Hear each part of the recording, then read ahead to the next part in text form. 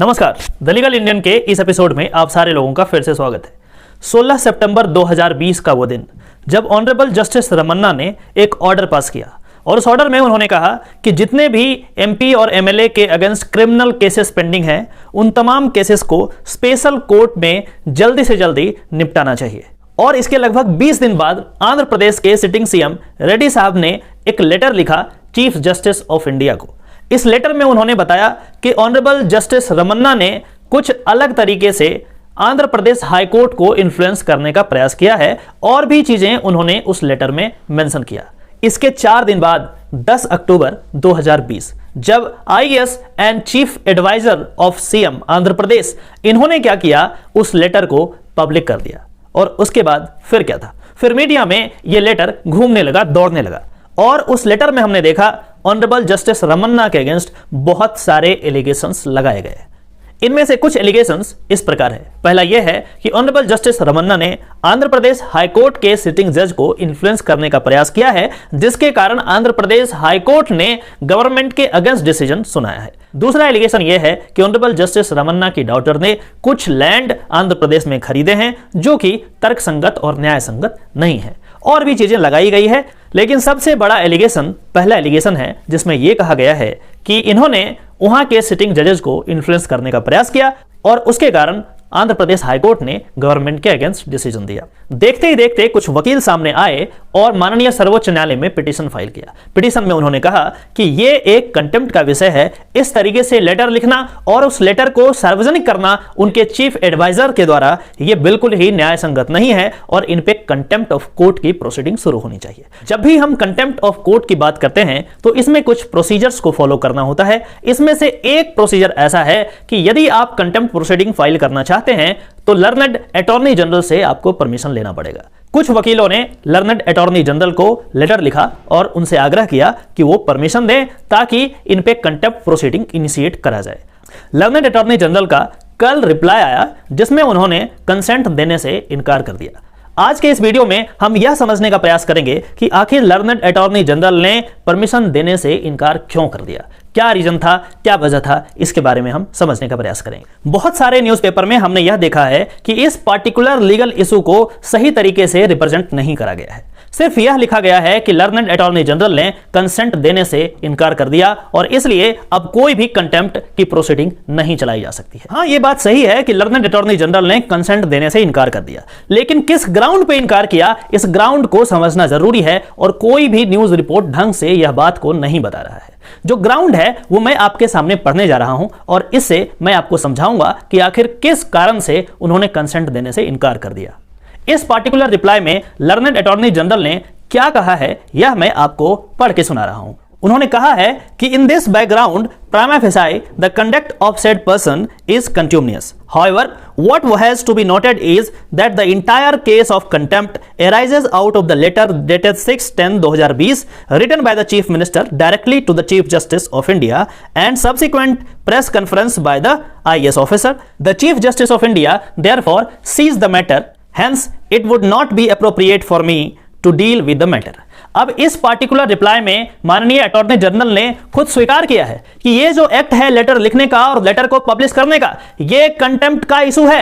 इस पे कंटेम्प्ट चलाया जा सकता है, लेकिन उन्होंने स्वयं चीफ जस्टिस ऑफ इंडिया को लेटर लिखा है और चीफ जस्टिस इंडिया के पास ये मैटर पेंडिंग है, तो मैं उपयुक्त पर्सन नहीं हूं जो कि इसमें परमिशन दे सकता हूं।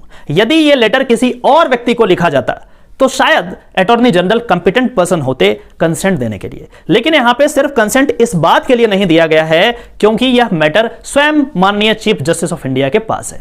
तो यह बात सही है कि माननीय अटॉर्नी जनरल ने कंसेंट देने से इनकार कर दिया है, लेकिन यदि हम ग्राउंड की बात करें तो इस ग्राउंड पे उन्होंने इनकार नहीं किया है कि यह जो विषय है कंटेम्प्ट का विषय ही नहीं है। अब आप में से कुछ लोगों को यह लग रहा होगा कि सर क्या बात है, एक लेटर ही तो लिखा गया है, इसमें कौन सी बड़ी आफत आ गई। एक लेटर लिखा गया, पब्लिक हो गया, तो इससे क्या फर्क पड़ता है, ये तो बड़ी आसान बात है और एक लोकतंत्र में ऐसी बातें तो होनी ही चाहिए, जनता को पता लगना चाहिए। लेकिन मैं अब आपके सामने लीगल बातें करूंगा, लॉ की बातें करूंगा और इसके लिए मैं आपको ले चलता हूं संविधान की ओर। ये वही संविधान है जो आपकी हर स्थिति में रक्षा करता है। जब स्टेट आपके ऊपर जुल्म सितम करने का प्रयास करता है, तब भी यह संविधान खुद लहूलुहान होकर आपकी हिफाजत करता है। मैं उसी संविधान की कुछ आर्टिकल्स के बारे में बात करूंगा, उसके बाद आपको पता लग जाएगा कि आखिर किस तरीके से चीजें काम करती है। पहला आर्टिकल है आर्टिकल 50। चलिए मैं आपके सामने इसे प्रस्तुत करता हूं।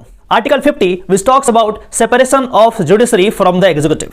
देखिए क्या कहता है, कहता है the state shall take steps to separate the judiciary from executive in public services of the state. The state shall take steps, मतलब स्टेट को स्टेप्स लेना चाहिए। कैसा स्टेप्स? वैसा स्टेप्स जिससे जुडिशरी को एग्जीक्यूटिव से अलग करा जाए ताकि जुडिशरी का इंडिपेंडेंस बना रहे। चलिए मैं दूसरा आर्टिकल मैं आपके सामने प्रस्तुत करता हूं, वह है आर्टिकल 121 121। आर्टिकल 121 कहता है restrictions on discussion in parliament.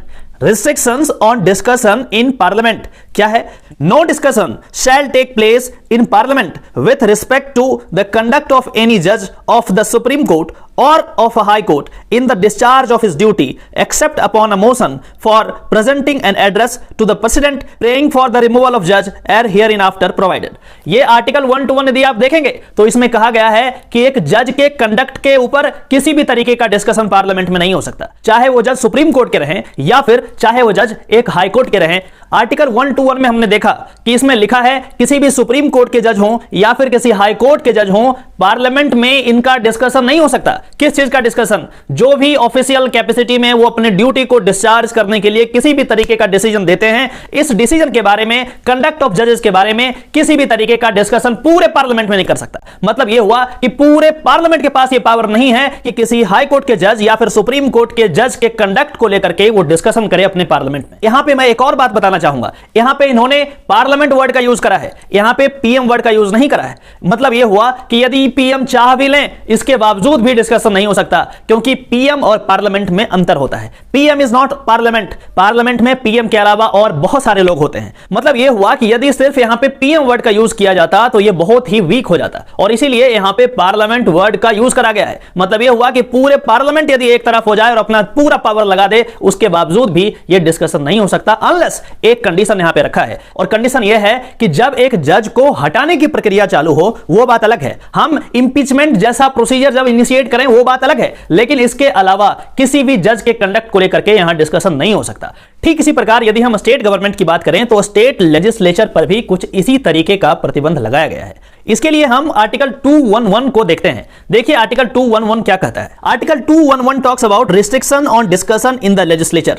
No discussion shall take place in the legislature of a state with respect to the conduct of any जज of the Supreme Court or of a High Court in the discharge of his or her duty. मतलब अपने official capacity में चाहे वो कोई भी decision दिए हैं, उनके कंडक्ट पे किसी भी स्टेट लेजिस्लेचर पे ये बात नहीं हो सकती। तो ये तीनों प्रोविजंस को देख करके ये समझ में आ गया है कि इंडिपेंडेंस ऑफ जुडिशरी को मेंटेन करने के लिए संविधान ने हर संभव प्रयास किया है। और यदि इस पार्टिकुलर केस की बात करें तो यहां पे सीएम ने पहला काम किया कि लेटर लिखा सीजेआई को, किसके लिए? कंडक्ट ऑफ जजेस के बारे में। पहली बात तो ये होगी क्योंकि वो जानते थे कि स्टेट लेजिस्लेचर में वो ऐसा नहीं कर सकते, तो जो वहां पे नहीं कर सकते एक दूसरे तरीके से उन्होंने करने का प्रयास किया। दूसरा गलती यह है कि उनके जो चीफ एडवाइजर हैं, आईएएस हैं, उन्होंने इस लेटर को पब्लिक कर दिया। यह सबसे बड़ा ग्रेव मिस्टेक है। एक और बात जो इंपॉर्टेंट है वो यह है कि माननीय सीएम के द्वारा जिन्होंने लेटर लिखा है और इस तरीके का एक ड्रामा क्रिएट किया है, उनके ऊपर 30 से ज्यादा क्रिमिनल केसेस दर्ज हैं। उनमें से बहुत सारे केसेस करप्शन के हैं, और इस स्थिति में शायद यह हो सकता है कि वो अपने केसेस को वीक करने के लिए, जजेस पे एक अलग तरीके से प्रेशर बनाने के लिए इस तरीके का ड्रामा क्रिएट कर दिया। और इनको यदि आज फ्री छोड़ दिया जाए तो आने वाले कल में एक छोटे नेता से लेकर के एक बड़े नेता तक, एक मुखिया लेवल से लेकर के एक सरपंच लेवल से लेकर के एक जिला परिषद लेवल से लेकर के एक मुख्यमंत्री और प्रधानमंत्री तक यही कहेंगे कि कोर्ट ने मेरे अगेंस्ट ये कर दिया, मेरे अगेंस्ट वो कर दिया, और इस तरीके से ये जज खराब है, ये खराब है, वो खराब है, और बिना एविडेंस दिए। सबसे बड़ी बात यह है, और इस तरीके से यदि लोकतंत्र चलना शुरू हो जाए तो पूरा लोकतंत्र का ढांचा बर्बाद हो जाएगा, कोलैप्स कर जाएगा, और हम देखते ही रह जाएंगे।